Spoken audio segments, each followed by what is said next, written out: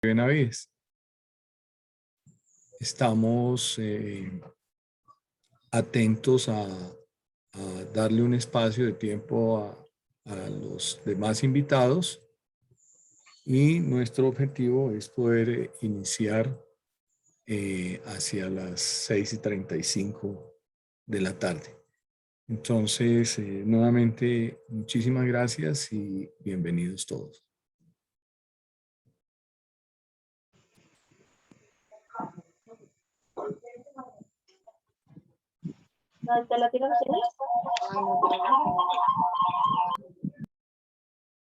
Agradecemos a los asistentes, por favor, apagar sus micrófonos, muy gentiles.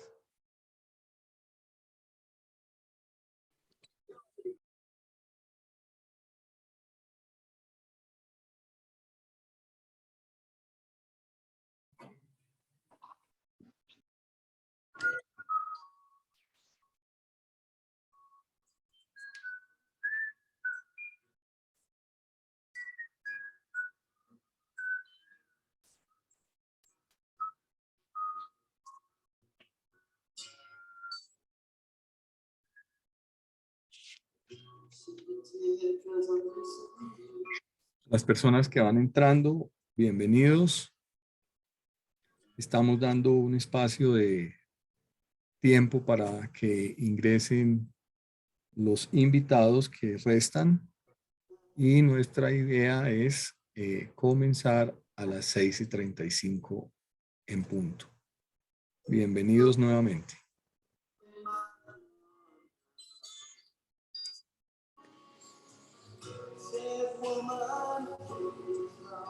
Agradecemos por favor revisar sus micrófonos para que los tengan cerrados. Gracias.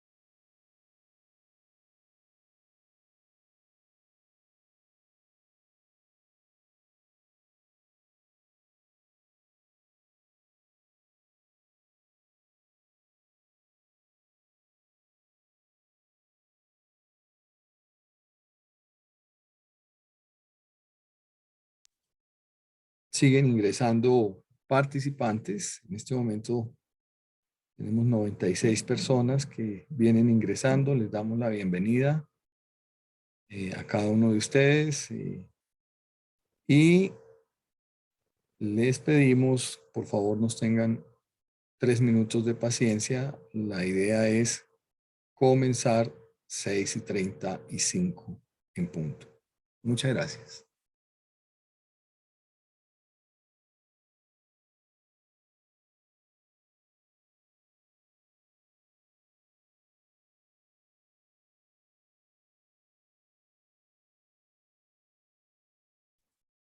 Tenemos invitados, asistentes más bien desde Brasil, el doctor Marcos Bet, bienvenido. De Pasto veo por acá el doctor Luis Vicuña, muy conocido en este ámbito profesional. Estamos recibiendo saludos de varios asistentes, Andrés González, Marcela Ospina, buenas noches. Daniel Bastidas Rojas, doctor, bienvenido. La doctora Liz, muy buenas noches. Hola, buenas noches, ¿cómo estás? Bien, bien, Liz. Muy bien, gracias. ¿Tú qué tal?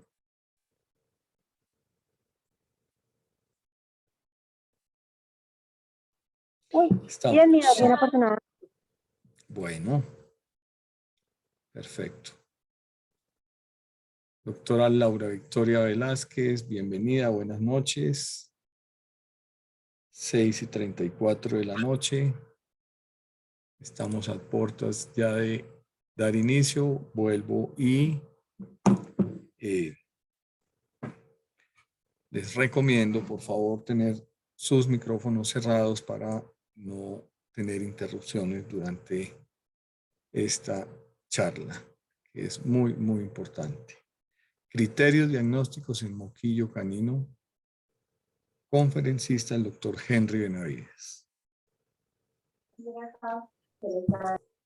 Muy bien. Siendo las 6:35 en punto, entonces damos inicio a nuestra reunión de esta noche. En este momento somos 112 participantes de diferentes partes del país. Queremos darle la bienvenida y agradecerles el haber escuchado nuestra convocatoria en AGB Salud Animal y Proconvet. Estamos trabajando para que el futuro de las mascotas y la vida de los veterinarios sea de mayor calidad. Mi nombre es Leonardo Amin, soy el director técnico de la línea de animales de compañía de AGB Salud Animal y Proconvet.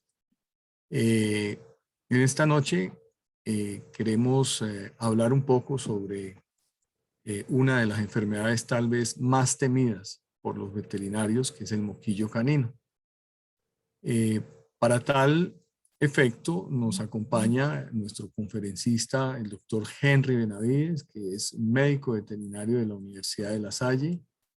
El doctor realizó un internado en medicina y cirugía de perros y gatos en la Universidad Nacional Autónoma de México. Actualmente es médico veterinario de la Clínica Veterinaria Dover en el área de neurología aquí en Bogotá y es miembro de la Asociación Latinoamericana de Neurología Veterinaria y la Asociación Colombiana de Neurología Veterinaria. También quiero agradecer de manera muy especial a la doctora Liz Vázquez de Homeopet, uno de nuestros distribuidores en la zona de Bogotá, por todo el apoyo, por toda la confianza y la disposición y el trabajo que ha venido realizando. Buenas. Entonces, doctor Henry, el auditorio es suyo. Creo que podemos empezar. Gracias, Leonardo. Buenas noches a todos los participantes. Pues agradecer al laboratorio por la invitación y realmente pues la propuesta de este tema se basa básicamente en no solo los criterios diagnósticos desde el punto de vista del laboratorio, sino los criterios desde el punto de vista clínico y de laboratorio para poder tener un diagnóstico de distemper canino lo más oportuno y claro posible. Yo siempre, cuando abordo un paciente, le comento a los dueños que en algunas ocasiones vienen de otros sitios o con, digamos, cosas un poco enredadas y traen muchísima información de exámenes de laboratorio, radiografías, tomografías, resonancia. Lo primero que les digo es que lo que necesito examinar es el paciente, ya que con la valoración del paciente uno tiene un alto porcentaje del diagnóstico y básicamente los exámenes de laboratorio son un complemento de la valoración que uno hace con el fin de confirmar la sospecha clínica. Recuerden que nosotros tratamos pacientes, operamos pacientes, no papeles o no resonancias, sino tomografías, y eso en gran medida es el mensaje que quiero transmitir en esta charla. Entonces, como ustedes saben, el distemper canino, un momento que no me está cambiando nada. Ya. El distemper canino es una enfermedad viral que fue pues descrita por primera vez por Henry Carré en el año 1905 es una enfermedad que tiene una sintomatología muy variada, es decir, la razón por la cual tiene una sintomatología muy variada es porque es un virus que es pantrópico, es decir, afecta a todos los tejidos, es un virus RNA y algo muy importante que nosotros debemos recordar desde el punto de vista clínico es que es un virus que es termolábil, lo cual significa que es susceptible a las condiciones ambientales y algo fundamental es que es susceptible a la mayoría de desinfectantes externos. Entonces, ¿por qué es importante esto? Porque el virus fuera del huésped vive poco tiempo y con desinfectantes que incluso pueden llegar a ser de manejo casero, podríamos llegar a controlarlo. Pero tiene un gran problema y es que es una enfermedad altamente contagiosa y al ser una enfermedad altamente contagiosa, especialmente en animales jóvenes, produce una alta mortalidad. El virus, pues es un virus que tiene una envoltura proteica y que se caracteriza por tener dos glicoproteínas. Estas glicoproteínas lo que permiten es que el virus se adhiera a la membrana celular del hospedero, que son la hemaglutinina H, que es importante, que es básicamente esta, para que el virus sea reconocido por las células del hospedero y la glicoproteína de fusión F, que básicamente viene siendo esta, que su función va a ser reconocer al hospedero. Y tiene dos proteínas de transcripción, que son la fosfoproteína P y la proteína L, y tiene un gen que es el de la envoltura de la nucleocápside, que es en donde se basa el reconocimiento para hacer las pruebas de PCR en tiempo real. Es importante recordar que este virus tiene una alta afinidad a las proteínas de la superficie celular linfocitaria, CD9 y CD45, lo cual genera o permite que el virus tenga un efecto linfotrópico y produzca en su fase inicial una linfopenia severa, lo cual explica un poco la inmunosupresión por la cual atraviesan los pacientes que sufren la enfermedad y permite que el virus se prolifere de forma sistémica. El proceso de incubación es variado, pero puede ser de 5 a 30 días y básicamente es el tiempo que transcurre desde que el virus entra en contacto con el huésped hasta que inicia el proceso de diseminación. Se habla que el virus del moquillo tiene un comportamiento cíclico, es decir, se está presentando de forma cíclica cada año, cada 2 años. Se habla que puede llegar a estar más diseminado o puede resurgir en épocas de frío, especialmente, por ejemplo, en las condiciones ambientales de la sabana de Bogotá. Algo que también se cree que ha permitido que el virus esté más prevalente es el mal manejo de los biológicos. Desafortunadamente todavía en nuestro medio hay una gran cantidad o existe todavía el manejo de vacunas de contrabando y también otro factor importante para que la enfermedad esté siendo más prevalente es el mayor número de semovientes de áreas rurales a áreas urbanas. El virus también se cree que tiene poca capacidad mutante. ¿Y por qué pongo un interrogante? Ya que actualmente se han hecho estudios en donde se ha visto que el virus puede mutar. Normalmente las cepas más reconocidas son la Cinderhead, que produce poliencefalomielitis, y la Ohio y la Cornell, que van a producir desmilinización. Y actualmente también se cree que el virus de campo en algunas áreas puede tener diferencias con el virus vacunal, lo cual pues va a ser importante en el resurgimiento de la enfermedad.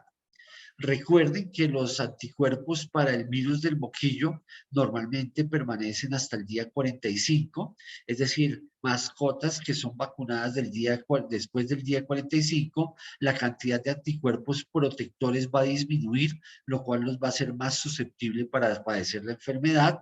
La enfermedad también es usual o frecuente que ocurra en perros adultos viejos. Y esta es la razón por la cual estos perros también necesitan refuerzos de vacuna, necesitan que se les refuerce su sistema inmune. También es usual que la enfermedad ocurra en mascotas con una mala condición nutricional, o sea que mascotas que están parasitadas o nutricionalmente en condiciones no muy buenas, no pueden hacer una buena seroconversión de las vacunas, y se ha visto que el estrés, especialmente a nivel de guarderías, albergues o incluso hospitales veterinarios, junto con el confinamiento, van a ser un factor importante para que se genere una inmunosupresión y al mismo tiempo existe la presentación de la enfermedad. Este es un trabajo que, si no estoy mal, fue de los primeros que se publicaron, fue en el año 2008, en donde identificaron variantes del virus del moquillo. Este fue un trabajo hecho en México, y posterior a este trabajo se han hecho otros, y en este caso se hizo aquí en Colombia, en donde se lograron identificar también unas variantes del virus en Sudamérica. Si ustedes se dan cuenta, el trabajo de México es del 2008, este trabajo es del 2014, y ¿qué podemos concluir con respecto a esta información? Que indica que por lo menos hay tres diferentes linajes del virus del distemper canino que circulan en la población de carnívoros domésticos y silvestres en América del Sur. El primero es nombrado como Europa Suramérica 1, que se ha detectado que circula en Brasil y Uruguay. El segundo grupo es denominado Suramérica 2, al parecer está restringido a Argentina.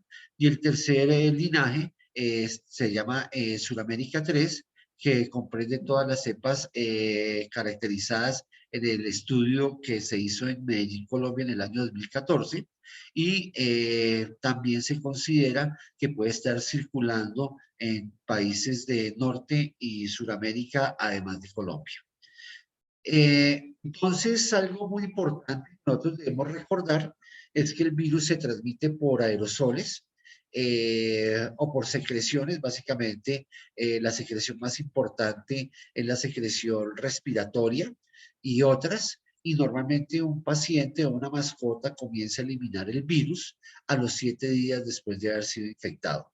Y esto es un factor importante que nosotros debemos recordar, y que la mascota que está infectada puede llegar a eliminar el virus por un periodo de 2 a 3 meses. Y normalmente las mascotas, ¿cómo se contaminan? Se contaminan por la ingestión de secreciones o por entrar en contacto con la orina contaminada. Y recuerden que el virus puede tener un periodo de incubación de 5 a 30 días. Entonces, una vez la mascota entra en contacto con el virus se va a distribuir por el tejido linfoide, especialmente los ganglios linfáticos retrofaringios, los ganglios linfáticos bronquiales y las amígdalas faringias. Y esto puede llegarse a dar entre el día 1 al día 3 después de la infección. Es decir, es, digamos, el tiempo que dura el virus en empezarse a replicar en el tejido linfoide de la región bronquial y de la región de las amígdalas faringias. En esta fase, el paciente es un paciente que es totalmente asintomático. Y es allí en donde vamos a hablar de la primera prueba que puede llegar a ser útil, y que es el PCR en sangre. Normalmente se puede llegar a utilizar esta prueba, por ejemplo, en explotaciones caninas, donde tengan un brote de distemper, en donde tengamos una población importante de pacientes asintomática, y si quisiéramos identificar cuáles han estado en contacto o se han infectado por el virus, posiblemente esta sea la prueba de elección.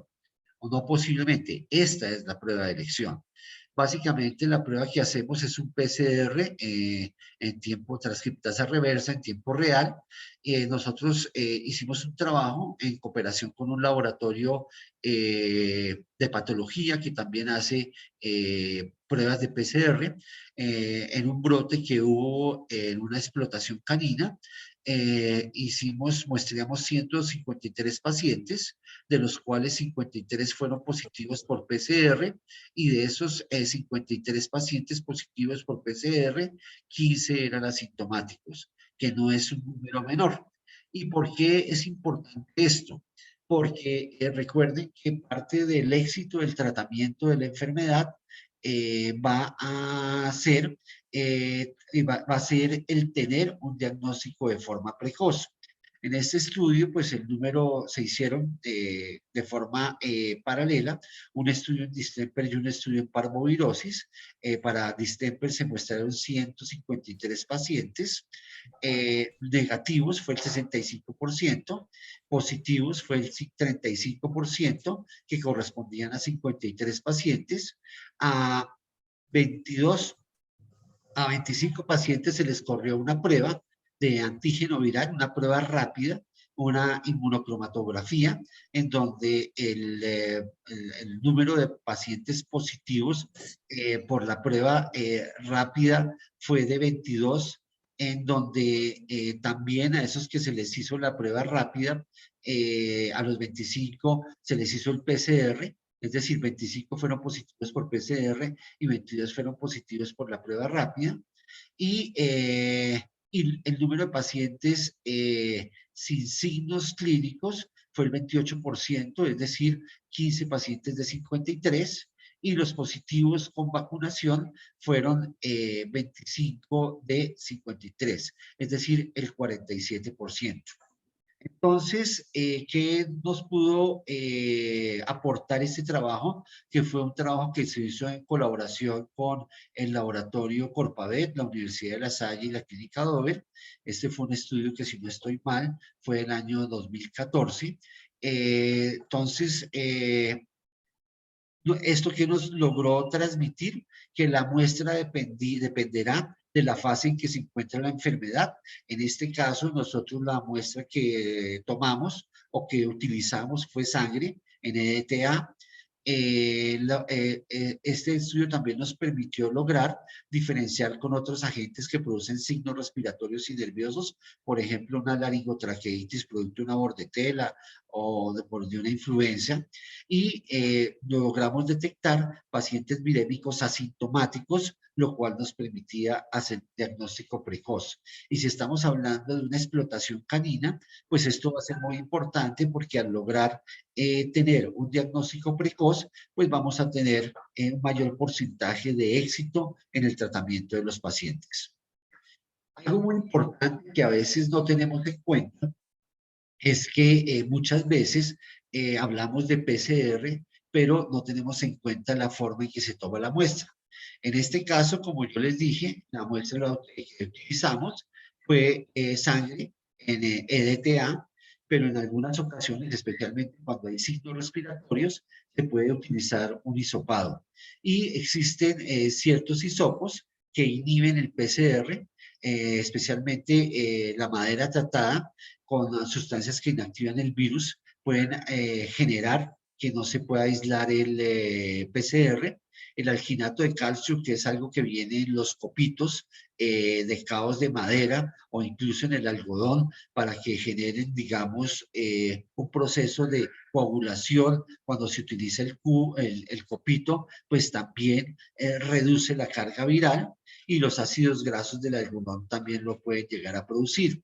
Por lo tanto, es muy importante tener esto claro, ya que el laboratorio que provea la muestra, el material para la toma de la muestra, pues debe tratar de que los hisopos no sean de madera y que no tengan, aunque no hayan sido tratados con alginato de calcio.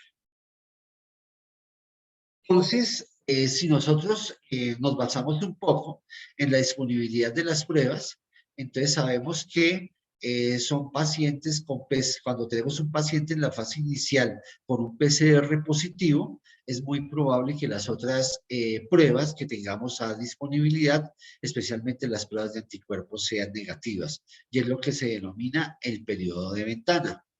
Pero si nosotros recordamos un poco cómo se va distribuyendo el virus en el cuerpo, recuerden que entre el día 3 a 6 viene lo que se denomina la fase de viremia, en donde el virus ya empieza a entrar en circulación, podemos llegar a tener una leucopenia con una linfopenia severa, y esta fase de viremia ya la mascota va a mostrar ciertos signos clínicos.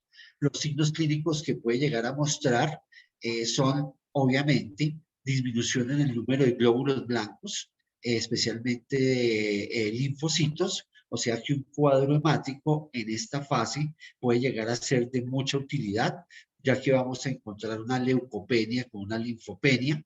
Y algo muy importante frente a lo cual quiero hacer una observación es la citología de corpúsculos, la citología del raspado conjuntival o una citología de un sedimento urinario.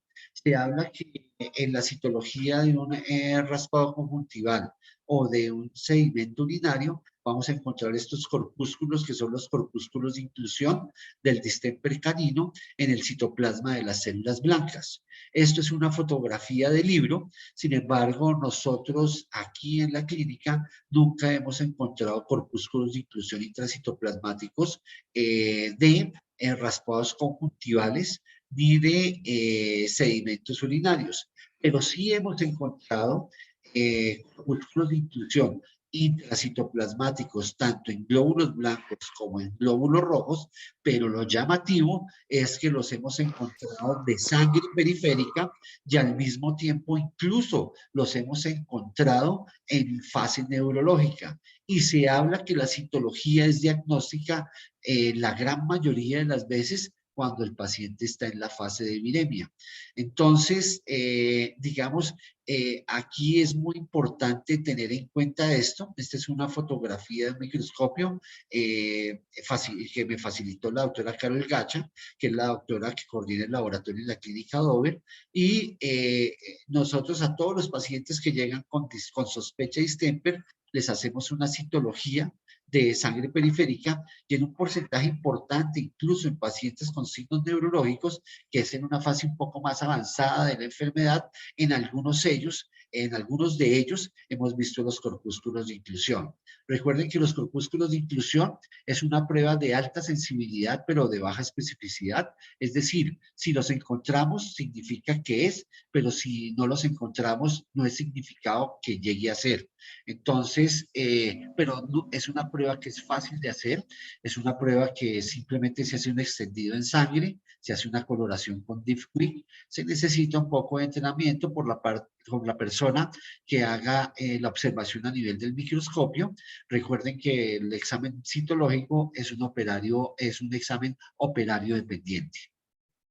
En la fase de viremia también es importante recordar que la prueba de antígeno viral va a ser muy importante. Esta es una prueba de inmunocromatografía que también se conoce como una prueba rápida, como una prueba de antígeno, la cual se puede hacer de conjuntiva, de suero, de plasma o incluso orina.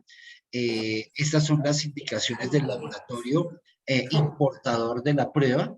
Yo estuve revisando el También inserto ahorita a de las ellos 7. y ellos no sugieren hacerla en fluido cerebroespinal y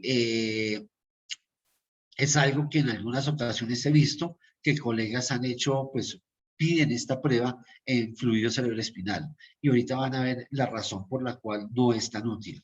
Básicamente esta es una determinación semicualitativa y al mismo tiempo el resultado positivo es dependiente de la cantidad de antígeno presente en el paciente. Es decir, si estamos en la fase de viremia podemos pensar o asumir que la carga viral es muy alta, Por lo tanto, es más útil realizar la prueba en la fase temprana de la enfermedad.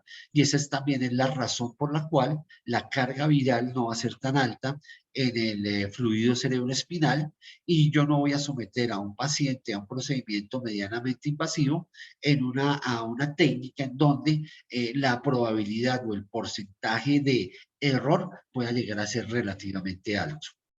Y aquí, pues obviamente, como en la fase inicial, el PCR va a ser de importancia y obviamente el PCR sería ideal que la muestra fuera sangre. Ya en la otra fase, que es la fase donde tenemos signos respiratorios y signos digestivos, que es entre el día 6 y el día 9 de haber comenzado la enfermedad, pues obviamente el paciente ya va a tener signos respiratorios como tos, va a tener secreción nasal, puede llegar a tener vómito, puede llegar a tener diarrea o incluso en algunos pacientes la enfermedad es subclínica. Entonces, sin embargo, en esta fase los pacientes van a dejar de comer también, van a tener fiebre y pueden llegar a tener una leucopenia con linfopenia, es decir, un cuadro hemático también nos podría llegar a ayudar. Y algo importante es que ya en esta fase, el virus, si se está diseminando, va a estar en todos los tejidos linfoides del cuerpo. Y es aquí cuando comienza la infección bacteriana secundaria. Entonces podríamos utilizar la citología y nuevamente hago énfasis y recalco que puede ser una citología de sangre periférica. Un cuadro hemático puede llegar a ser de utilidad. La prueba de antígeno viral también puede llegar a ser útil y la prueba de PCR también puede llegar a ser útil, pero aquí va a ser muy importante que si nosotros tomamos la muestra, si es un paciente que tiene secreción nasal, debemos tener una muestra de la secreción nasal y posiblemente de orina para hacer el PCR. Y ya saben las condiciones frente a las cuales debemos tomar la muestra para el PCR y preservarlo bajo condiciones de refrigeración. Si es una técnica, si es un paciente que tiene una fase digestiva o incluso si ya detectamos que está en la fase sistémica, las muestras ideales, ¿cuáles deberían ser? Deberían ser orina o sangre para mandar al laboratorio de referencia si es que ustedes en su clínica no tienen la prueba de PCR en tiempo real. Sin embargo, en algunas ocasiones, el tener que remitir una prueba de PCR, por bien que nos vaya, va a tomar el resultado, se va a demorar unas 24 a 48 horas, que en algunas ocasiones con un paciente con distemper no es deseado. Y es aquí en donde es muy importante pensar en otras pruebas, como serían las pruebas de anticuerpos. En una época, las pruebas de anticuerpos para distemper como que fueron desechadas, sin embargo, nuevamente han sido retomadas y yo pienso que son unas pruebas de bastante utilidad. ¿Por qué razón? Porque si nosotros tenemos un paciente que no está vacunado y, por ejemplo, tiene 12 semanas de vida, pues es una prueba que va a ser bastante útil, ya que la inmunoglobulina M, que es la prueba de fase aguda, nos puede llegar a ser bastante útil para el diagnóstico de distemper. Recuerden que los títulos protectores para distemper normalmente están en el cachorro, o las anticuerpos maternales, es decir, lo que les transmitió la mamá al cachorro a través de la placenta y a través del calostro al neonato en su momento y al cachorro cuando tenga 6 semanas, duran más o menos hasta el día 45. Esa es la razón por la cual debe empezarse a vacunar contra distemper a partir de esta fecha. Y si tenemos un paciente con una prueba de IgM, o sea, anticuerpos de fase aguda, con un título alto y tiene, no sé, 12 semanas, pues esos anticuerpos no son anticuerpos maternales y son anticuerpos posinfección siempre y cuando no esté vacunado. Y otro concepto importante es que normalmente los anticuerpos, la IgM, aparece 6 a 8 días posinfección y pueden persistir entre 4 a 12 semanas y puede llegar a persistir 3 semanas post vacunación. Por eso es que hablamos que son anticuerpos de fase aguda. E incluso podríamos llegarlos a comparar con los anticuerpos de memoria, comparando los niveles de IgM con la tendencia que está teniendo los anticuerpos de memoria, para poder saber si realmente esos anticuerpos que estamos detectando son posinfección o son post-vacunación.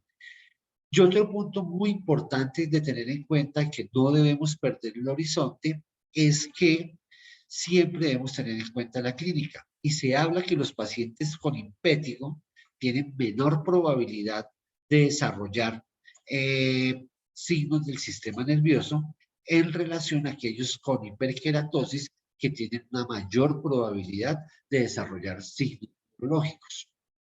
Entonces, ¿qué significa todo esto? Si nosotros estamos en esta semana, en estos días, 6 a 9 posinfección, pues podemos pensar en hacer un PCR, tanto en la fase temprana como en los 6 a 9 días posinfección, y muy probablemente si es un paciente que no tiene vacunas, pues una IgM nos puede llegar a ser de bastante utilidad. Ahora, sí, recuerden que el virus del moquillo, solo el 30% de los pacientes que están en contacto con el virus alcanza el sistema nervioso central. Y eso va a depender de qué tan capaz es el virus de utilizar los linfocitos, las plaquetas y los macrófagos para ingresar al sistema nervioso central.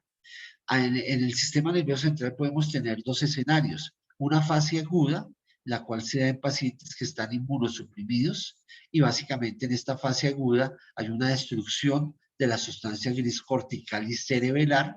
Por lo tanto, los perros van a tener signos corticales, que son convulsiones, y pueden llegar a tener signos cerebelares, que son trémores o marchas hipermétricas. Usualmente no se encuentran anticuerpos, no alcanza a ver una seroconversión en el fluido cerebroespinal, y adicionalmente casi todos los pacientes en esta fase mueren. Entonces, por ejemplo, aquí estamos viendo un paciente con unas crisis parciales, las cuales se van a tender a generalizar y son producto de el virus del distemper. Es decir, aquí podemos decir que estamos teniendo una afección de la corteza cerebral.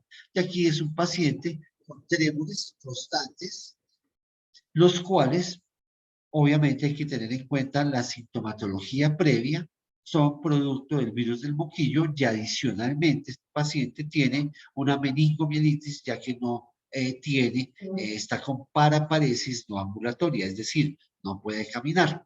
Entonces, en esta fase, ¿qué podríamos hacer? Podríamos utilizar un PCR, preferiblemente de fluido cerebroespinal o orina, pero ya les comento algo con respecto al fluido cerebroespinal. No todas las tomas de fluido cerebroespinal nos van a generar los cambios descritos por la literatura. Normalmente nosotros vamos a tener una pleocitosis de tipo linfocítico. ¿Qué significa eso? Vamos a tener un aumento en el número de glóbulos blancos en el fluido cerebroespinal, en donde ese aumento va a estar a expensas de linfocitos, y muy probablemente vamos a tener un aumento en las proteínas, lo cual significa que podamos tener una prueba de PANDI positiva. Y recuerden que la prueba de PANDI positiva básicamente lo que nos está indicando es que hay síntesis de inmunoglobulinas a nivel del sistema nervioso central, pero esto no se presenta en todos los pacientes. Y recuerden que esta es una prueba invasiva.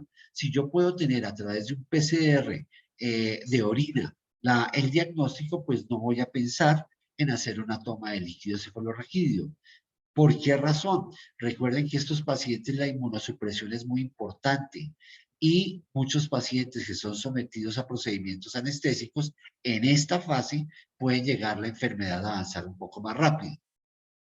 Podemos medir anticuerpos en pacientes no vacunados haciendo medición de IgM y comparándolas con las IgG, o podemos hacer anticuerpos en pacientes vacunados teniendo en cuenta la última fecha de vacunación de la mascota.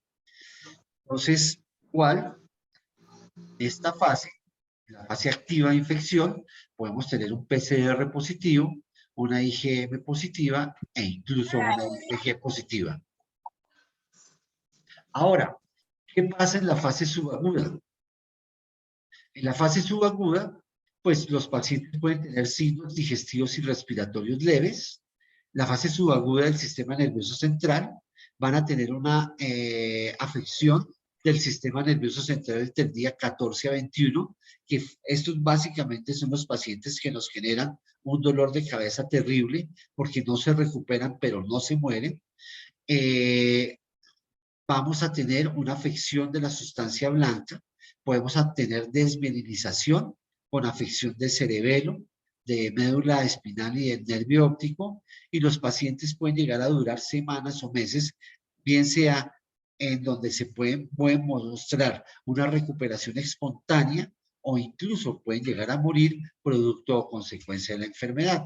Entonces son estos típicos pacientes que presentan cuadros de paraparesis, presentan cuadros de ataxia, que puede ser una ataxia cerebelar o una ataxia medular, pueden llegar a convulsionar o incluso pueden llegar a tener un cuadro de mioclonías constantes, como sería el caso de este paciente, que son mioclonías generalizadas producto del virus.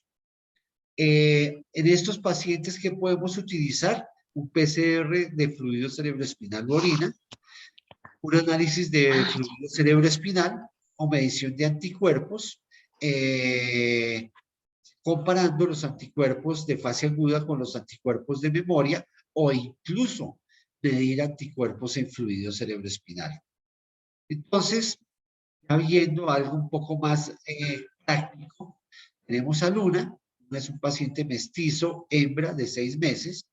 Es una paciente que se presentó a consulta por una tetraparesis ambulatoria, es decir, tenía debilidad en las 4 extremidades, pero la debilidad le permitía caminar.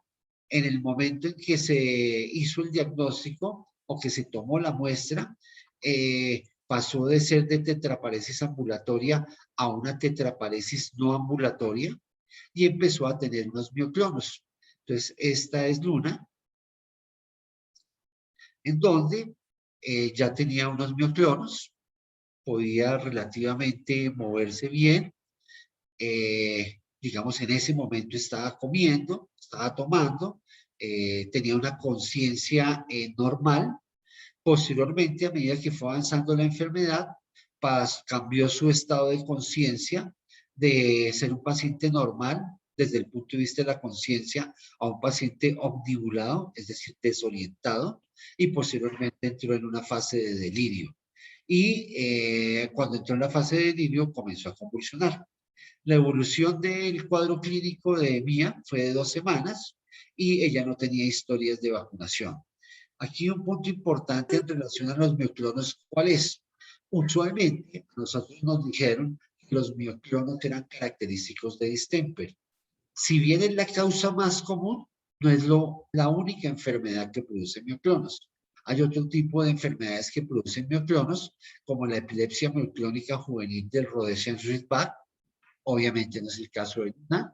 Hay una que se llama la epilepsia mioclónica progresiva, que también se llama enfermedad de Láfora, que ocurre también en personas. Está descrita en Lhasa Apso, en Chip Su, en Tekel de pelo corto, Tekel miniatura de pelo de alambre, en Basset Count, en Beagle, en Bichon Frisé, en Westie y French Poodle, y en Beagle. Existe también la epilepsia mioclónica de origen desconocido, que es más prevalente en gatos, que también se conoce como crisis reflejas auditivas felinas, en donde los gatos comienzan a hacer unos mioclones producto o ser estimulados de ciertos movimientos, como por ejemplo el sonido del papel o ciertos sonidos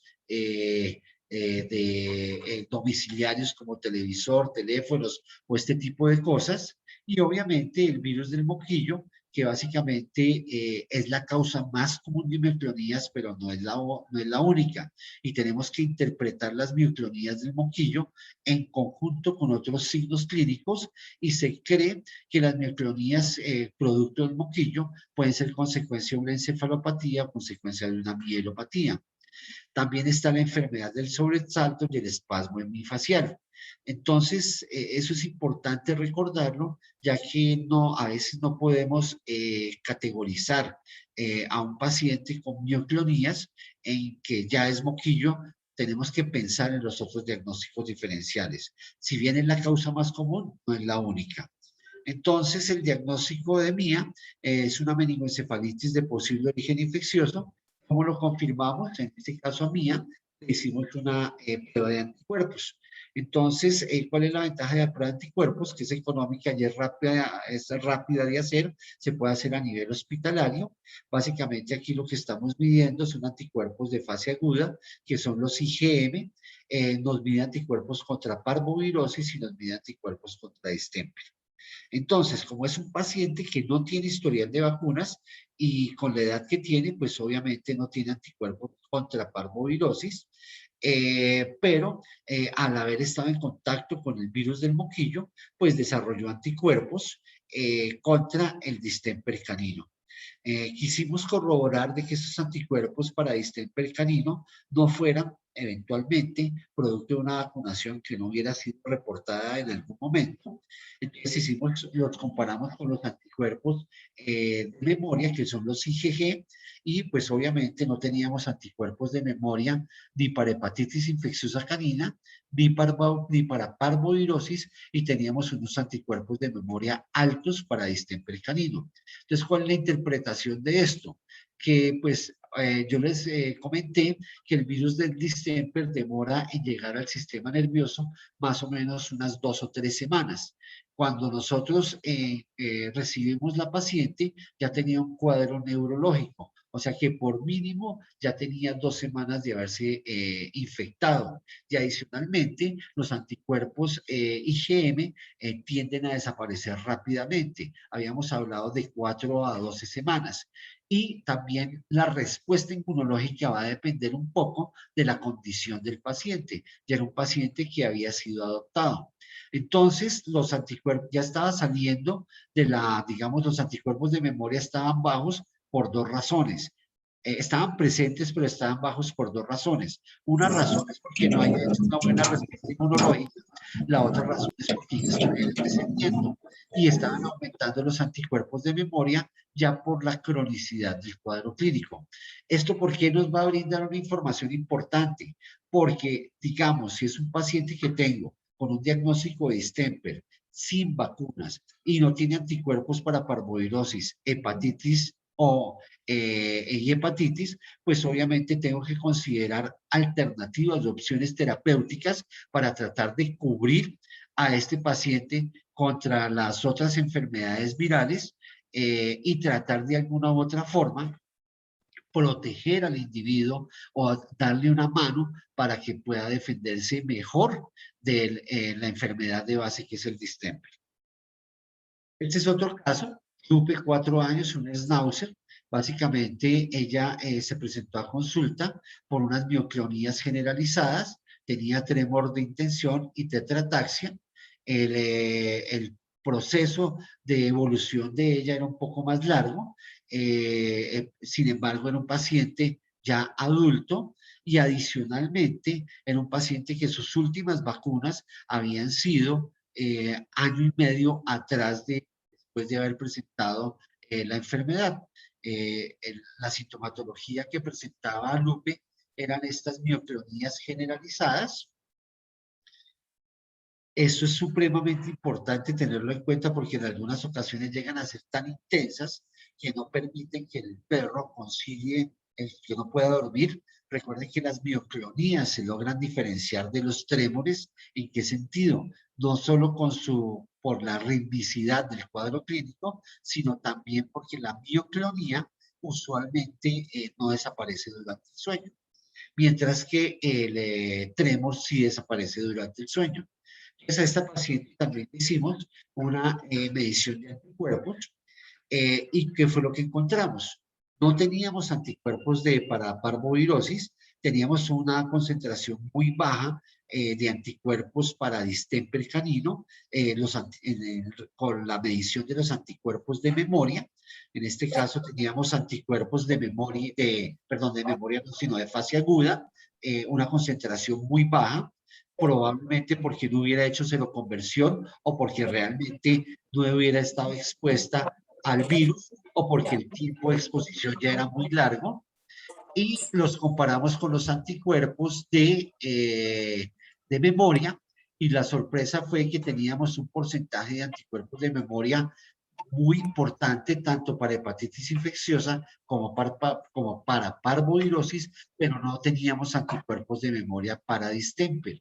Entonces, la conclusión en este caso, ¿cuál fue? La conclusión en este caso es que este paciente nunca hizo una buena seroconversión de anticuerpos para distemper, y la razón por la cual se encontraban tan bajos tanto en los anticuerpos de fase aguda como en los anticuerpos de memoria. Y en este paciente, pues digamos, para poder dilucidar si realmente la sintomatología era producto o no del distemper, pues lo ideal es hacer un PCR. Entonces, digamos, lo que nosotros podemos hacer es movernos un poco con las diferentes pruebas que tenemos a mano, con la diferente estado de progresión de la enfermedad, teniendo en cuenta también el estado de vacunación, la sintomatología, para poder sugerir cuál es la mejor prueba. Onyx. Onyx es una paciente mestiza adoptada, fue adoptada cuando tenía 2 años. Ella, pues después de que llegó a su nuevo hogar, duró 3 meses enferma, había estado pasando por varios colegas, empezó a convulsionar, es decir, esta es Onyx cuando fue adoptada, y después de que empezó a convulsionar, empezó a tener un deterioro progresivo, el cual se hizo más severo después de una resonancia magnética que fue ordenada por un colega. Este es Onyx después de la resonancia, donde empezó a tener torneo, tenía una marcha compulsiva, tenía la cabeza gacha, y muy probablemente toda esta sintomatología era producto de una encefalomielitis, o posiblemente por una reacción, por un aumento de la presión intracraniana como producto o consecuencia del virus. Después, pues ella se presentó a consulta por primera vez, y cuando la vimos por primera vez en esta fecha, el 9 de septiembre del 2013, estaba deprimida, estaba ciega, tenía un torneo izquierdo, hiperkeratosis nasal y plantar, y evolucionó a una tetraplegia y mioclonos en un periodo no mayor de 10 días. Es decir, estaba en esta situación y empezó a tener un dolor generalizado producto de la irritación meningia. Entonces, digamos, es el cuadro típico de un paciente con una progresión del distemper, obviamente por consecuencia de la evolución de la enfermedad. Onyx fue sacrificada. Yo traje simplemente esto a manera de información, los cambios que vemos en resonancia. De hecho, esta es la resonancia de Onyx de un paciente con distemper. Normalmente no debe ser lo usual, uno tiene otras herramientas para hacer el diagnóstico de distemper. En última instancia, de pronto con una sintomatología típica, puede llegar a considerar el hacer una resonancia magnética, y este es el resultado de patología de Onyx. El resultado de patología de Onyx es que ella tenía distemper canino. Incluso aquí hacen un comentario: es inusual la presentación de distemper en un animal de la edad reportada, sin embargo es posible una infección con lesiones anatopatológicas severas en sistema nervioso central en procesos de inmunosupresión severos. No es posible descartar el origen central de diabetes insípida, ya que ella había estado presentando signos de diabetes insípida, y en algunas ocasiones se ha reportado que las reacciones inflamatorias a nivel del encéfalo y sus tejidos anexos, en este caso la pituitaria, pueden llegar a generar signos de diabetes insípida.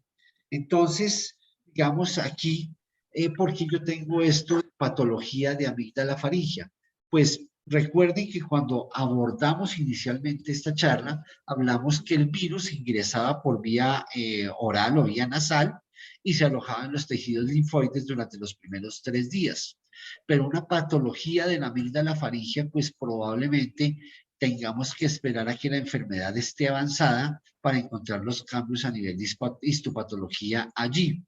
Sin embargo, en este artículo del año 2006, es un artículo italiano, pues hablan que las áreas en donde hay una mayor concentración del virus pueden ser las tonsilas. Y esto es muy importante tenerlo en cuenta, porque si yo hago un diagnóstico temprano de la presencia del virus en las amígdalas faringias, puede ser una información supremamente útil con el fin de yo poder instaurar herramientas terapéuticas para evitar que esa enfermedad avance. Entonces, es importante que eventualmente se considere hacer una pequeña biopsia de la amígdala faríngea en pacientes durante las primeras fases de la enfermedad, es decir, entre el día 0 y el día 6 posiblemente, que es la fase de viremia, en donde podemos tomar una pequeña muestra de amígdala faríngea, hacer un macerado del tejido faríngeo, enviarlo en un medio transportador, porque es importante que ustedes recuerden que existen medios transportadores para hacer PCR y poder tener un diagnóstico lo suficientemente específico.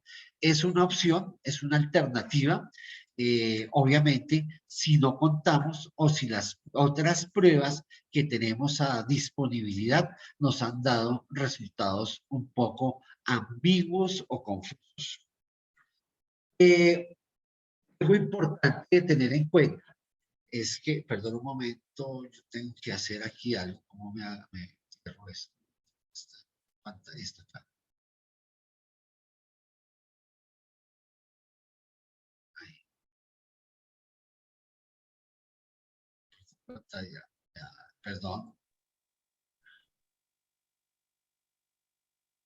Sí, sí,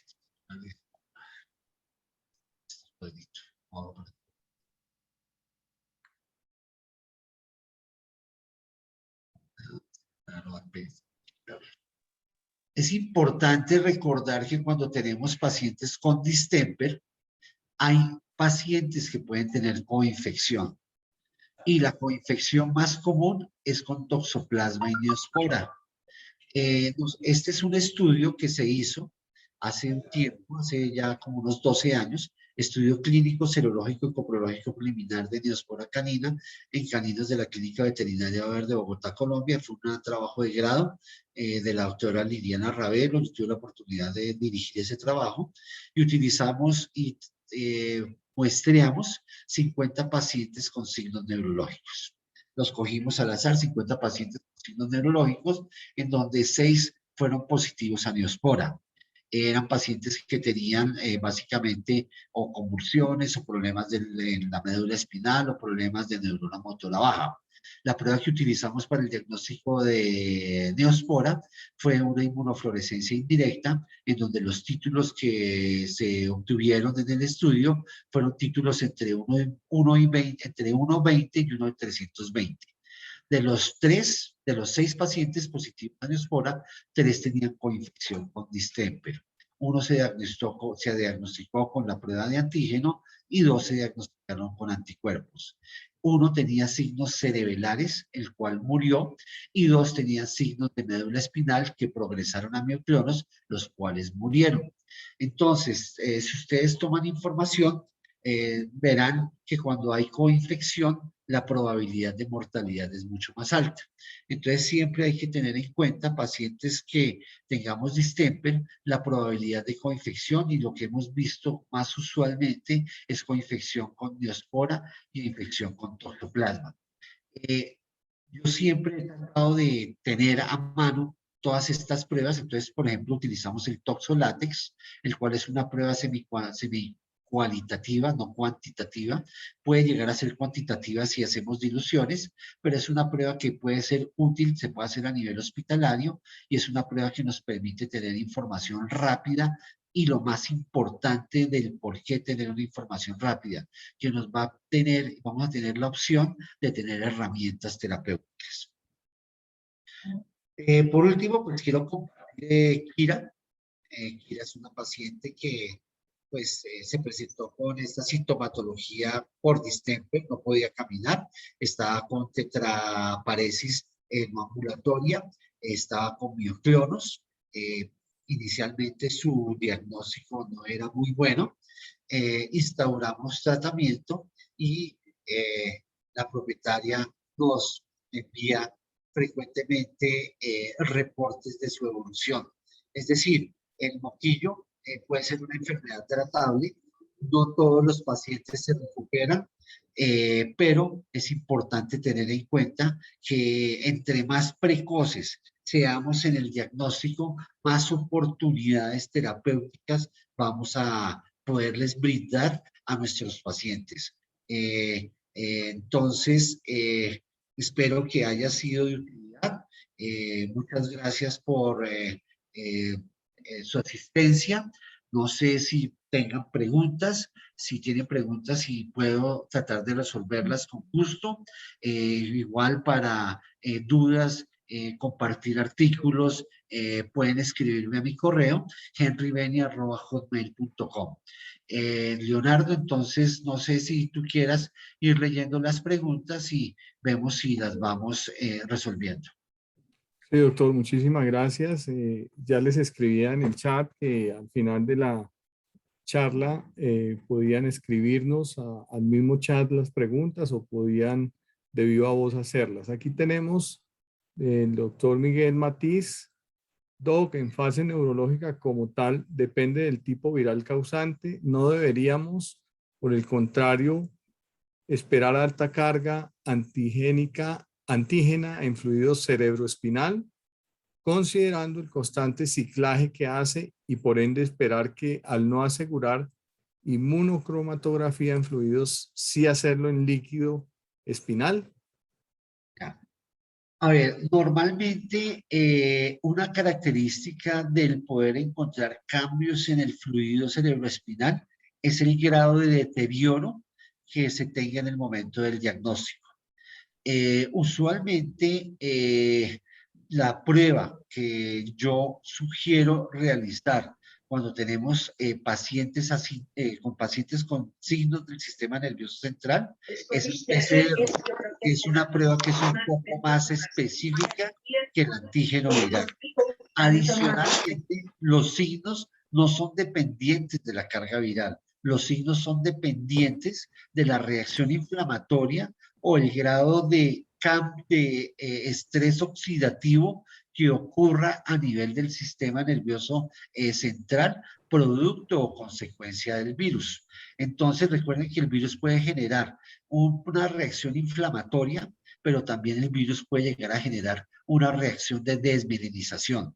Entonces, digamos que lo que yo usualmente he visto y ha sido más útil, me ha sido más útil, es detectar partículas del virus, que es el PCR, así sean concentraciones pequeñas, que el antígeno como tal.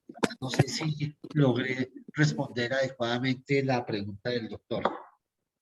Bueno, esperemos a ver que nos lo confirme por el chat. Tenemos otra pregunta del doctor Pedro Joya. Dice, en pacientes con signos neurológicos, ¿sí se puede hacer la prueba rápida con líquido cefalorraquídeo o no es recomendable?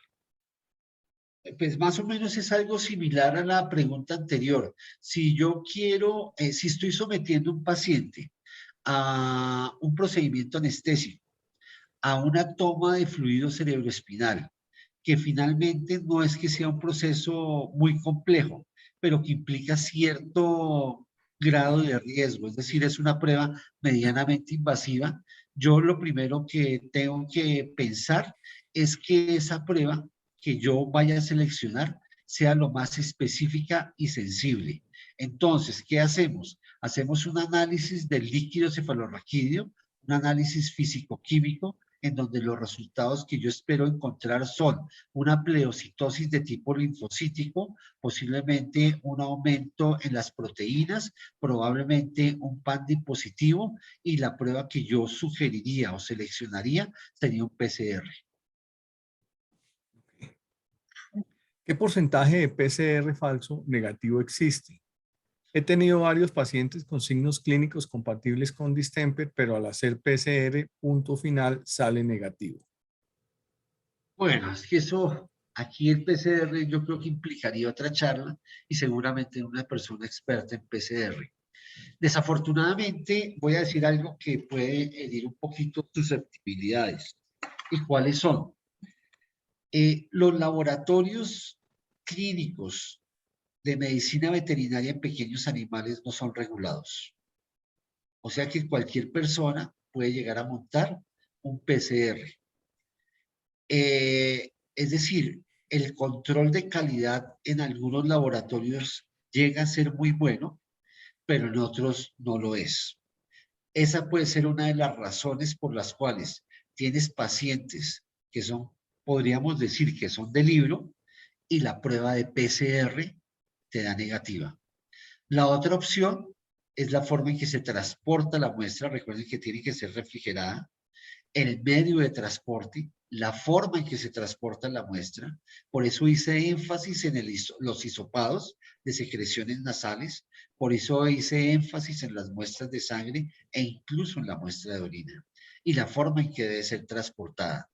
Entonces, hasta que no exista un ente que regule los laboratorios clínicos veterinarios en pequeños animales, posiblemente no solo vamos a tener ese problema con distemper, sino con muchas otras exámenes de laboratorio.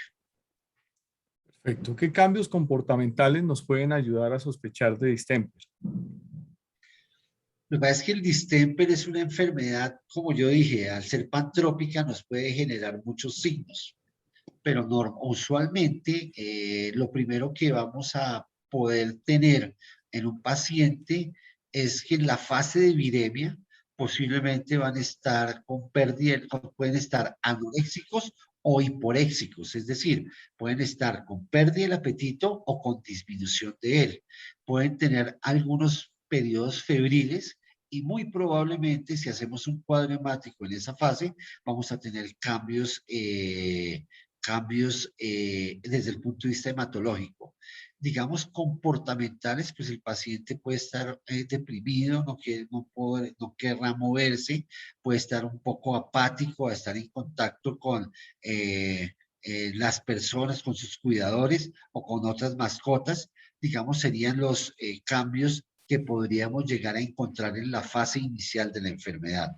Uno siempre debe considerar el distemper o tenerlo en su mente en cualquier paciente con sintomatología respiratoria o incluso con sintomatología digestiva, ya que el hecho que estén vacunados no es garantía de que no puedan llegar a desarrollar distemper.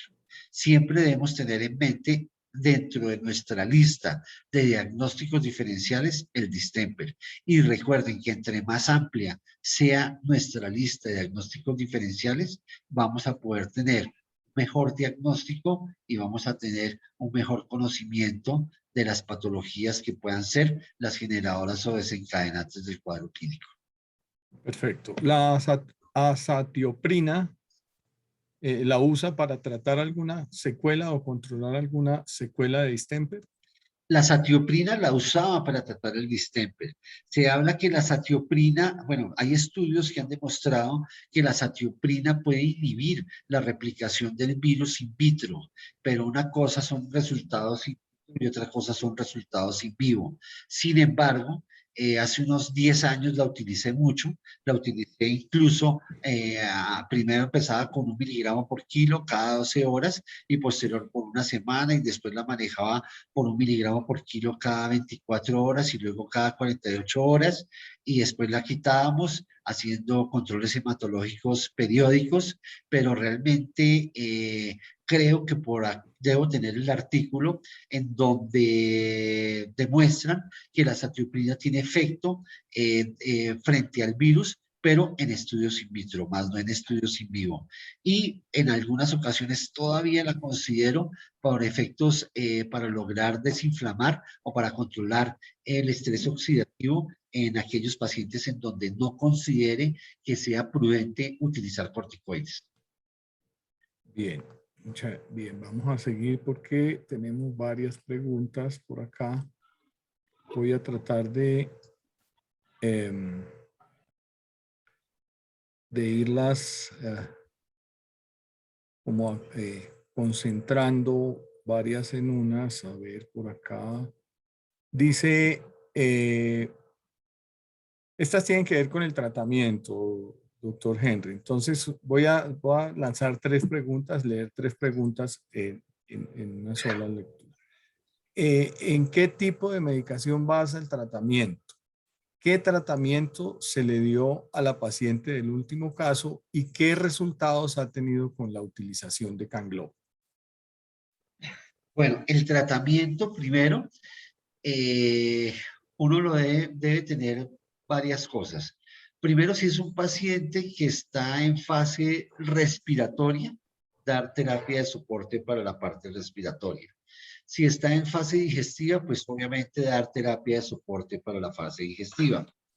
Si es un paciente que me imagino ya está en la fase neurológica, si es un paciente que está convulsionando, pues obviamente hay que dar un anticonvulsivo y el anticonvulsivo que uno selecciona va a depender un poco de la edad de la mascota. Si es un perro que es menor a 12 meses, pensaría en darle tiracetam o bromuro de potasio, o si es un paciente que es mayor de un año, posiblemente le demos fenobarbital. Si es un paciente que tiene signos de una reacción inflamatoria a nivel del sistema nervioso central, es decir, que tenga una meningoencefalomielitis, posiblemente contemple la opción de darle azatioprina y o contemple la opción de dar dosis bajas de corticoides, por ejemplo 0,5 miligramos por kilo de prednisolona, porque recuerden que los corticoides pueden tener efecto desinflamatorio, pero también pueden tener efecto inmunosupresor. Entonces, en estos pacientes no damos terapias inmunosupresoras, sino damos terapias desinflamatorias. ¿Con qué fin? Con el fin de desinflamar el sistema nervioso. Ahora, si es un paciente que hacemos el diagnóstico de forma precoz, en donde tenemos la certeza que el interferón puede llegar a ser útil, utilizamos interferón.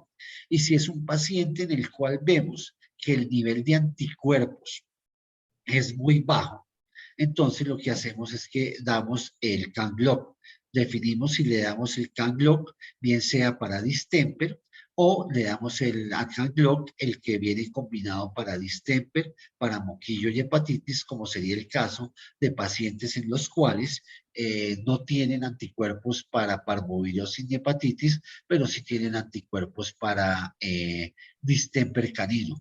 Recuerden que los anticuerpos lo que nos van a permitir es ganar tiempo con el fin de que tengamos una mejor herramienta terapéutica para poder detener un poco la progresión de la enfermedad. Todos estos pacientes, muchos de ellos tienen cuadros infecciosos asociados, entonces hay que dar una terapia, antibiótico-terapia, y en algunos de ellos la mejor, o casi que la mayoría para ellos utilizamos clindamicina. ¿Por qué clindamicina? Porque en algunos podemos hacer pruebas para neospora y toxoplasma, pero en algunos otros por temas de costos no se pueden hacer. Entonces, como la estadística habla que es frecuente que haya coinfección, pues obviamente uno no diagnostica estadísticas, pero les tiene que hacer caso, entonces los manejamos también con clindamicina. Básicamente esas son las, digamos, herramientas terapéuticas que tendríamos a disponibilidad. El levetiracetam en algunas ocasiones los utilizamos cuando hay mioclonías que son, que tienden a ser generalizadas. Incluso hay estudios que están utilizando toxinas botulínicas inyectadas en el músculo. Creo que en unos artículos que le compartí a Leonardo y a Liz, ellos se los van a hacer llegar a ustedes para que pues vean cuál es la estrategia de tratamiento desde el punto de vista de toxina botulínica, estrategias de tratamiento con diferentes opciones, diagnósticos por PCR y la diferenciación entre mioclonías y trémores. Bien. ¿Qué tratamiento se manejó en el último paciente? Bueno, ese paciente nosotros lo manejamos para detener un poco las mioclonías. Utilizamos levetiracetam, utilizamos dosis bajas de prednisolona decrecientes, es decir, le dimos prednisolona a 0,5 miligramos por kilo cada 12 horas por 3 días. Posteriormente le dimos la misma dosis por 3 días más y posteriormente cada 48 horas. En ese paciente, básicamente esos fueron los, digamos, los objetivos del tratamiento. En todos ellos, algo importante en lo cual también baso un poco mi estrategia es en administrarles alimentos de muy buena calidad y básicamente también administramos alimentos que son útiles para problemas encefálicos, básicamente porque se ha visto que muchos de estos perros con enfermedades encefálicas tienen poca capacidad para poder utilizar la glucosa como fuente de energía.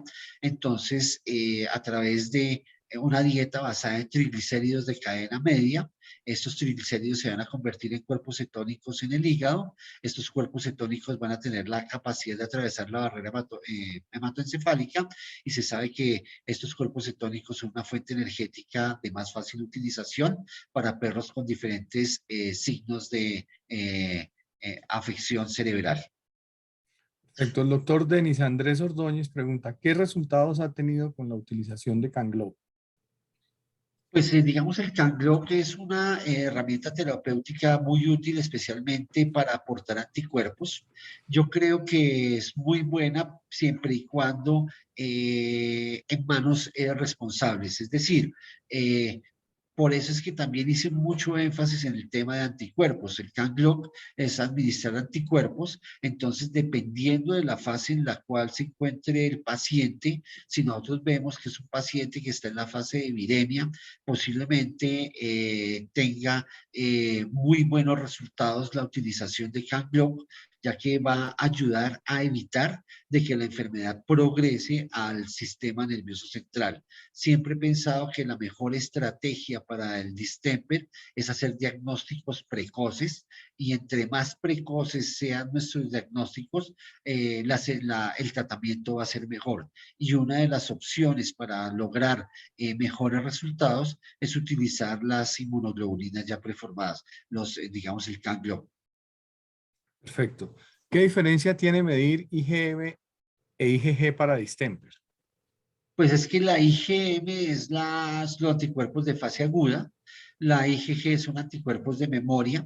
Se habla que los anticuerpos de memoria pueden llegar a ser útiles de forma pareada, es decir, tomar una muestra hoy y repetirla en 2 o 3 semanas y ver la tendencia que muestran los pacientes, ver si tienden a aumentar, pues confirma el diagnóstico, pero realmente el IgM es muy útil especialmente para poder detectar aquellos pacientes en fase aguda que nos van a permitir lograr tomar decisiones de forma rápida. Entonces, esa es la gran diferencia. Incluso también hay pruebas de IgM e IgG para toxoplasma, pero pues digamos, las pruebas hospitalarias son muy útiles ya que las podemos hacer a nivel hospitalario y podemos tener diagnósticos rápidos. Estas pruebas dan escalas, pero también hay pruebas de IgM e IgG en valores numéricos. Pero la gran diferencia es que unos son anticuerpos de fase aguda, IgM, y los otros son anticuerpos de memoria, IgG. Perfecto. Nuestro acompañante a la charla del Brasil, el doctor Marcos Bet, dice PCR de orina, usted tiene rotina. Acá pensamos que es más confiable que el PCR con sangre, principalmente en perros con vacunas.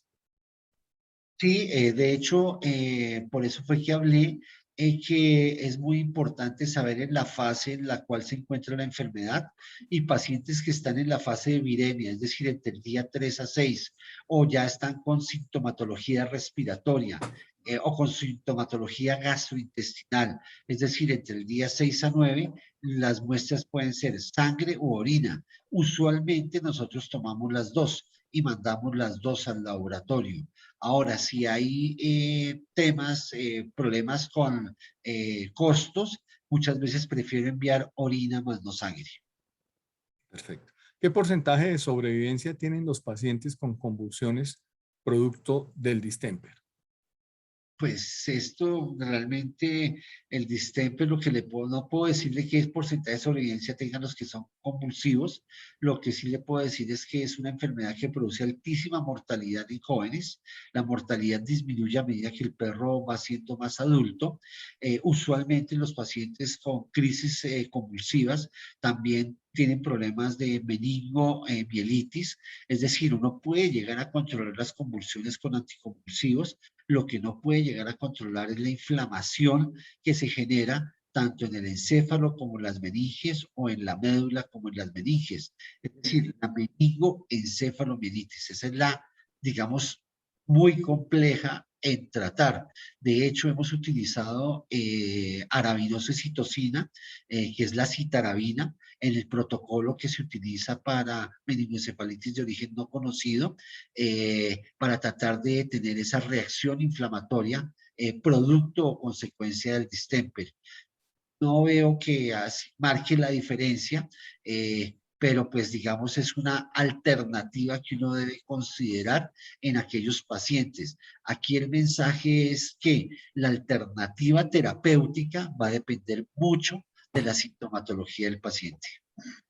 Bien, el doctor Juan Pablo Gómez vuelve y pregunta, pero sobre el tratamiento que ya el doctor Henry nos dijo para el último paciente, pero complementa su pregunta diciendo que si el estado de la enfermedad era precoz en este paciente.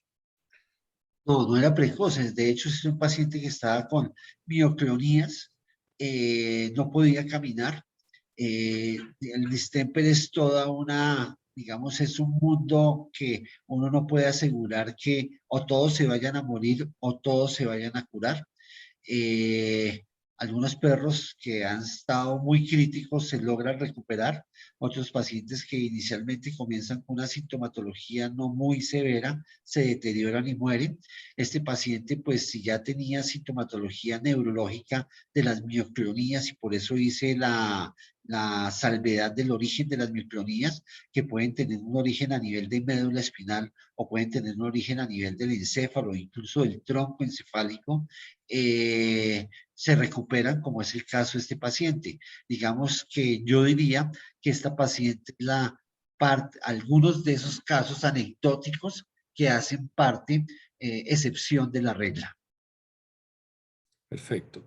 El doctor Mauricio Jiménez, bueno, aquí ya el doctor Henry comentó algo, él pregunta qué experiencia tiene con el Gangliob de Forte, pues el comentario es que es muy buena experiencia siempre y cuando se haga un diagnóstico precoz, ¿cierto, doctor Henry? Sí, correcto. Perfecto. ¿Amigo o enemigo del corticoide? En Moquillo, cuéntenos su experiencia. Pues si yo veo que hay una reacción inflamatoria severa, la opción es utilizar corticoide. Utilizo prednisolona, no utilizo ningún otro corticoide, no utilizo dexametasona ni succinato sódico, utilizo prednisolona a dosis desinflamatorias. Si eventualmente no quiero utilizar corticoide, tengo la opción de la satioprina o tengo la opción de la arabinosecitocina. Como les digo, esto depende mucho de la presentación en cada paciente, de la sintomatología que vaya teniendo, de la respuesta clínica que vayamos obteniendo. Recuerden que, nuevamente lo repito, los corticosteroides pueden ser útiles a dosis desinflamatorias, pero también pueden ser útiles a dosis inmunosupresoras. Se habla que una prednisolona a 2 miligramos por kilo cada 12 horas es una dosis inmunosupresora.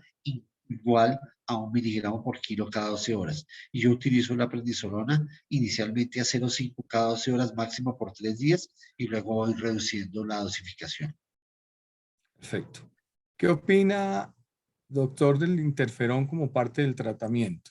El interferón es exitoso, muy bueno, pero en los primeros 6 días de infección. Estudios hechos por un laboratorio que fue el que desarrolló el interferón felino y que también es utilizado en perros, demostró que había un altísimo porcentaje de recuperación en diagnósticos precoces. Es decir, incluso ellos tienen unas información en donde el interferón fue utilizado en los primeros 5 días y el porcentaje de recuperación fue muy alto. Pero ya después de que han pasado estos días, la utilización de interferón no juega un papel importante, ya que no, las células blanco, que son los linfocitos, están afectadas. Bien, mi querida amiga de Florencia Caquetá, la doctora Marta Leonor Dosada, dice, o sea que si tiene solo signos neurológicos, ¿es mejor un PCR de líquido cefalorraquídeo o en sangre? Pues puedes hacer un PCR de líquido cefalorraquídeo, puedes hacer un PCR de sangre o puedes hacer un PCR de orina. Perfecto. En las muestras de orina para identificación de distemper, ¿influye en algo si es por micción espontánea o por cistocentesis? No influye en nada si es por micción espontánea por cistocentesis. Normalmente la tendencia aquí en cualquier parte del mundo es tomar muestras de orina por cistocentesis, porque pues se hacen exámenes generales de orina, se hacen sedimentos urinarios, se hacen este tipo de mediciones. Pero si simplemente es una muestra de orina para hacer un PCR, la pueden tomar por micción natural. Perfecto. ¿Por qué no utiliza inmunocromatografía? ¿Qué experiencias ha tenido en cuanto a la carga viral con relación a la intensidad de marcación del test? Claro, sí utilizamos la prueba rápida, la que se refieren de inmunocromatografía, pero yo la utilizo solo en los primeros 9 días posinfección. Ya después no la utilizo porque incluso hemos comparado resultados de la prueba de inmunocromatografía con PCR y anticuerpos y son más sensibles las pruebas de anticuerpos y más sensibles las pruebas de PCR. El doctor Félix Jara dice, ¿en qué fase del moquillo se puede manejar la medicación con medicina homeopática? Bueno, yo no hago homeopatía, realmente yo no hago homeopatía, no estoy en desacuerdo con hacerlo. Eh, Puede ser un buen coadyuvante a la terapia alopática. Creo que la alopatía en cualquier momento de la enfermedad puede ser útil. Hay que hacer la diferenciación, qué es homeopatía y qué es homotoxicología. En algunas ocasiones utilizamos, digamos que unas combinaciones de terapias homotoxicológicas que tienen el objeto de desinflamar, de proteger el sistema nervioso e incluso en algunas ocasiones hemos utilizado terapia homotoxicológica por vía nasal, es decir, por nebulización. Recuerden que la vía respiratoria se comunica con el encéfalo a través de la lámina cribosa del hueso etmoides. Recuerden que ¿por qué se llama lámina cribosa? Porque es como un panal de abejas que permite pasar partículas de bajo peso molecular. Entonces hacemos nebulizaciones con, por ejemplo, traumel, cerebro, placenta y coenzima, que pueden llegar a ser buenos coadyuvantes. Y también hemos tenido experiencias con factores de crecimiento celular en nebulización, que son terapias que son como precursoras y protectoras de células del tejido nervioso. Y las hacemos en nebulización. De hecho, esa es una de las razones por las cuales actualmente hay estudios que han hablado que pacientes en estatus epiléptico muchas veces es mejor utilizar los medicamentos de manera intranasal que de manera interrectal.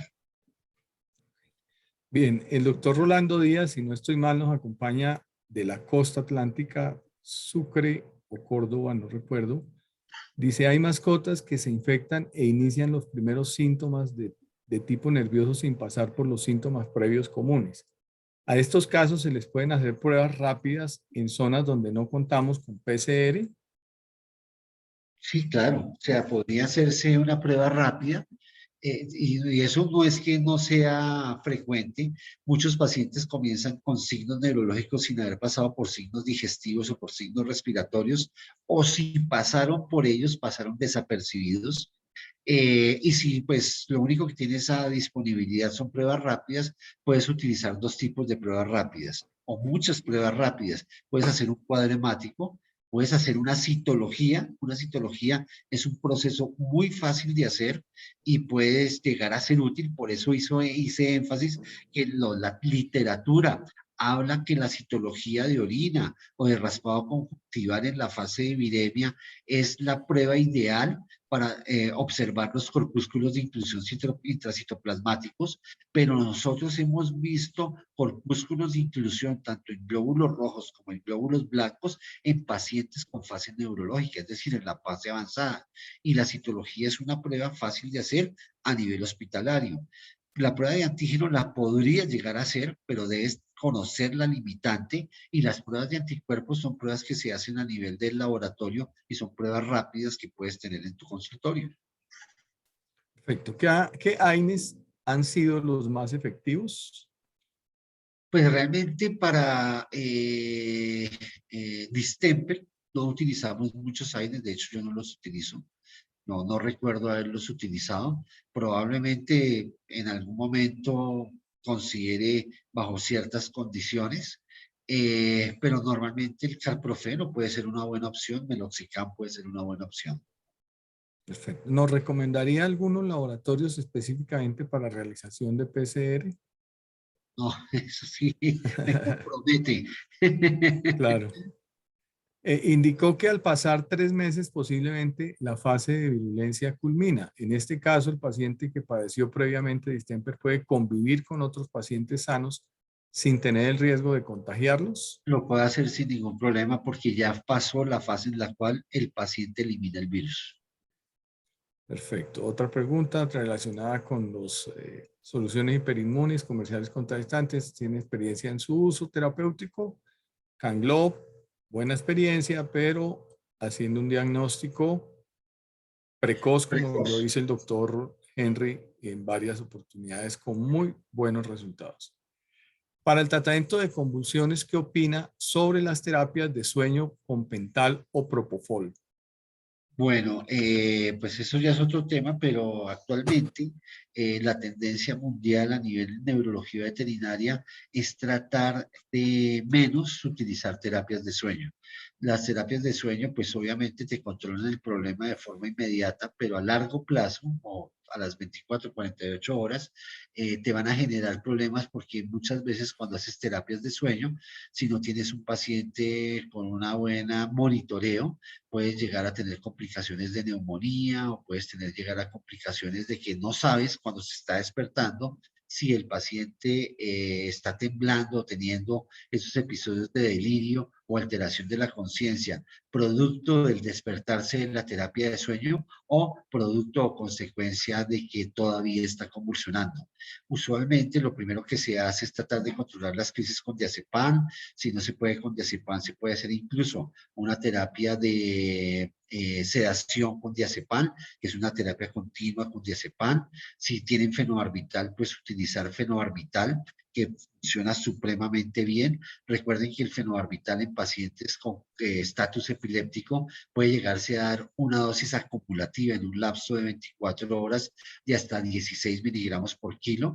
Es decir, llega el paciente, le pueden colocar una dosis de 4 miligramos, si sigue convulsionando le pueden colocar otra segunda dosis y así sucesivamente hasta hacer una dosis acumulativa en un día de máximo 16 miligramos por kilo. Pero, y si tuvieran que llegar a una terapia de sueño, muy probablemente la opción ideal no es hacerlo con pentobarbital, lo hacíamos hace unos 10 años, es hacerlo posiblemente mejor con propofol. Perfecto. ¿Los ácidos omega tienen algún aporte favorable al tratamiento deficitario nutricional? Los ácidos, pues digamos, si es una dieta balanceada, ya actualmente todas las dietas balanceadas se han así una buena concentración de ácidos grasos omega 3 y omega 6. Entonces es mejor darlos ya preformados en la dieta más que de forma, digamos, exógena o externa. pero obviamente los ácidos grasos tienen efectos antioxidantes y esto puede llegar a ser útil en estos pacientes, como también la administración de melatonina, que es un muy buen antioxidante. O sea, cualquier antioxidante en esta condición puede llegar a ser de utilidad. Bien, el doctor Julio César Acosta pregunta, ¿cuánto tiempo eh, eh, ha usado Canglob? Yo creo que la pregunta es por durante cuántas dosis o cuántos días utiliza Canglob. Creo que el máximo que hemos utilizado Canglob en un paciente han sido por 6 días. Correcto. Hay pacientes que responden a la primera dosis, otros con la segunda, otros con la tercera, otros con la cuarta, quinta, sexta o séptima dosis. Bien, ¿qué tan recomendado es el uso de cannabis en el estado de convulsiones? Pues el cannabis, como la terapia homeopática o homotoxicológica, es un coadyuvante. Muchas veces lo utilizamos. En teoría, el cannabis ahorita sirve para todo, pero sí tiene beneficios, sobre todo que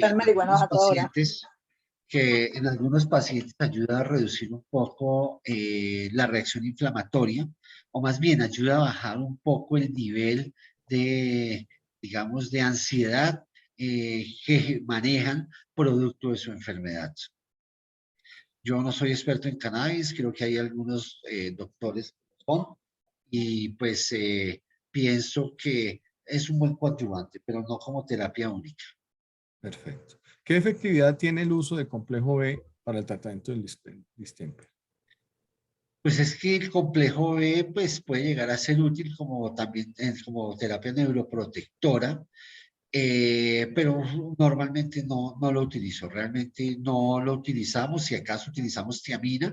La razón por la cual utilizamos tiamina es porque se cree que cuando hay una reacción inflamatoria del sistema nervioso, se inhibe la fosfororización oxidativa, la cual es importante para controlar los niveles de azúcar en el sistema nervioso central, y al dar tiamina evitamos estados hiperglicemiantes que son potencialmente dañinos para el sistema nervioso. Esa también es una de las razones por las cuales no utilizo dexametasona, porque la dexametasona es un potente corticoide. De hecho, es el que produce mayores trastornos gastrointestinales, pero también puede llegar a desencadenar una hiperglicemia importante, y adicionalmente, desafortunadamente, la dosis que en algunas ocasiones se utiliza es muy alta. La dosis desinflamatoria de la dexametasona es 0.1 miligramos por kilo. Esto ya se ha logrado establecer a través de, digamos, estudios, y la dosis inmunosupresora es de 0.25. Puede llegar a ser hasta de 0.25 miligramos por kilo. Perfecto. Ha sido muy nutrida, muy nutrido el chat con las preguntas. Ya vamos a terminar. Creo que nos quedan unas 3 o 4. Hay muchas preguntas, pero como lo decía, ya el doctor ha respondido varias de ellas. Dice, ¿qué opina del uso de eritroproyetina para subir el eritrocito en paciente con distemper? Sí, la eritropoyetina puede llegar a ser útil, pero también lo es el decanoato de nandrolona, es decir, el decadurabolín. La eritropoyetina puede llegar a ser útil administrada 3 veces por semana.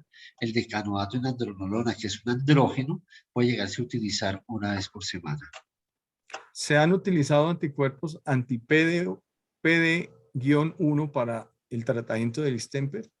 Anticuerpos, Anticuerpos anti-PD-1. no Yo no sé había qué sea escuchado eso. PD1, No, ni la idea. verdad no sé. Bueno, ahí nos queda para estudiar.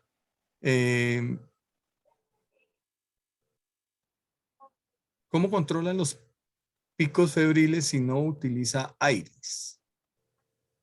No, los picos febriles, o sea, hay varias opciones para hacerlo. Bueno, toca ver si adicionalmente a la enfermedad viral inicial ya está instaurada una enfermedad infecciosa secundaria. Entonces toca buscar si el foco febril puede estar asociado, por ejemplo, a una infección respiratoria. Toca revisar si no está asociado a una infección urinaria. Entonces, en este caso, utilizamos un antibiótico de amplio espectro junto con nebulizaciones. La otra opción es que esté asociada a la misma viremia persistente del paciente. Entonces podemos utilizar bolos de Traumel, por ejemplo, puede llegar a ser útil, o podemos utilizar una dosis o baja como una o como segunda dosis de dipirona. Bien.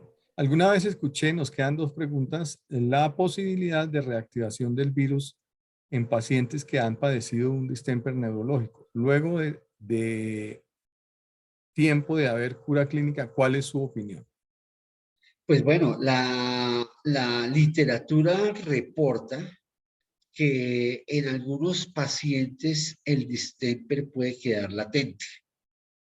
Incluso se habla que en zonas, en pacientes con hiperkeratosis, el virus puede quedar latente y después de un estado de estrés que le genere una inmunosupresión importante, el virus puede llegar a activarse y llegar a avanzar, si no estoy mal, 0.2 milímetros día.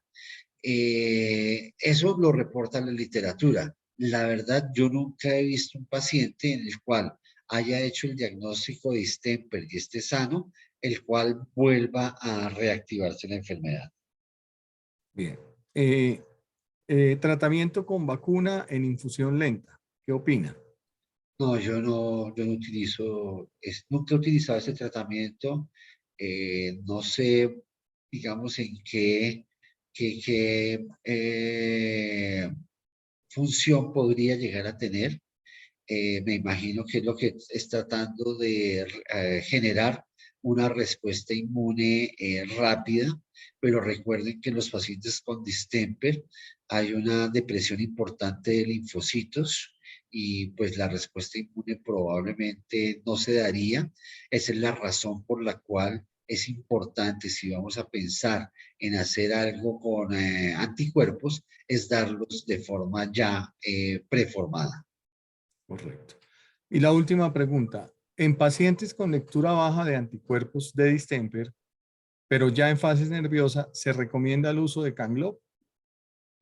Yo lo daría porque existe la posibilidad de que, o sea, yo lo daría para evitar, para disminuir un poco, para proteger un poco el paciente, para proteger un poco el paciente, para darle anticuerpos preformados. Recuerden que cuando un paciente sufre de distemper, en teoría no debe quedar inmune, pero mientras se logra hacer esa protección, el paciente es susceptible a que, digamos, durante el mismo proceso de su enfermedad tenga decaídas. Entonces, en pacientes con una concentración de anticuerpos muy baja, yo le daría anticuerpos preformados con el fin de que ayude a tener un mejor mecanismo de defensa.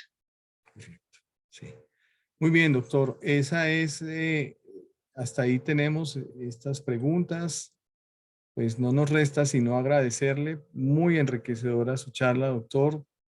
Muchísimas gracias. En nombre de AGB Salud Animal, Proconvet y Homeopet, por darnos este tiempo. Y a todos los asistentes, pues aquí están diciendo gracias, excelente charla, gracias. A ustedes también muchísimas gracias y esperamos que no sea la última vez, que tengamos otras oportunidades para seguir hablando de estos temas tan interesantes. Doctor Henry, muy gentil. Bueno, Leonardo, muchas gracias a todos los asistentes, a la invitación del laboratorio por pues, poder compartir todas estas cosas. Creo que es un momento importante para nuevamente empezar a reactivar todos estos temas de educación continuada. Y bueno, cualquier cosa o inquietud, me pueden escribir a mi correo electrónico. Buenas noches a todos.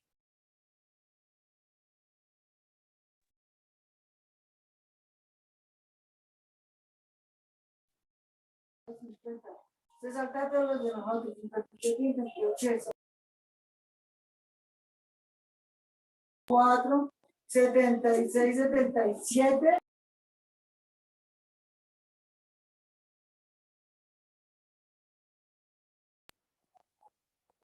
¿Cuál es cómo? ¿Cuál es cómo? Muy importante, muy